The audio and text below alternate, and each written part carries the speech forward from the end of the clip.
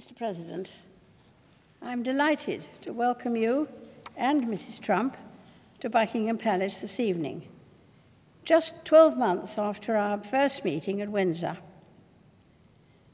Visits by American presidents always remind us of the close and long-standing friendship between the United Kingdom and the United States.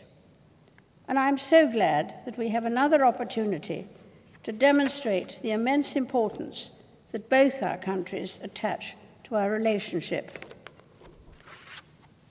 In the coming days, you will see some of our most treasured historical buildings, speak to the business leaders whose expertise and innovation drive our economies, and meet members of our armed services, past and present. You will also travel to Portsmouth and Normandy to commemorate the 75th anniversary of D-Day. On that day, and on many occasions since, the armed forces of both our countries fought side by side to defend our cherished values of liberty and democracy. Mr. President, in your State of the Union address this year, you paid tribute to some of the American heroes who risked their lives, and we owe an immeasurable debt to the British, American, and Allied soldiers who began the liberation of Europe on the 6th of June, 1944. I paid my first state visit to your country at the invitation of President Eisenhower. As Supreme Allied Commander, he had ultimate responsibility for the execution of the Normandy landings. In his headquarters in St. James's Square, not far from Buckingham Palace, British and American officers worked closely together to plan the freedom of a continent. And it would be no exaggeration to say that millions of lives depended on their common endeavor. As we face the new challenges of the 21st century, the anniversary of D-Day reminds us of all that our countries have achieved together.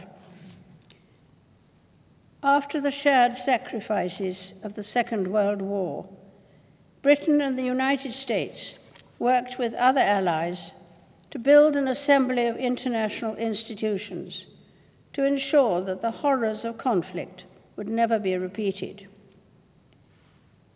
While the world has changed, we are forever mindful of the original purpose of these structures, nations working together to safeguard a hard-won peace. Of course, it is not only our security which unites us, but our strong cultural links and shared heritage. Every year, there are almost 4 million visits by Americans to the United Kingdom, with a great number claiming British descent. And with your own Scottish ancestry, Mr. President, you too have a particular connection to this country. We are also bound by the strength and breadth of our economic ties as the largest investors in each other's economies. British companies in the United States employ over 1 million Americans, and the same is true vice versa. Mr. President, as we look to the future, I'm confident that our common values and shared interests will continue to unite us. Tonight, we celebrate an alliance that has helped to ensure the safety and prosperity of both our peoples for decades, and which I believe will endure for many years to come. Ladies and gentlemen, I invite you all to rise and drink a toast to President and Mrs. Trump, to the continued friendship between our two nations, and to the health, prosperity, and happiness of the people of the United States.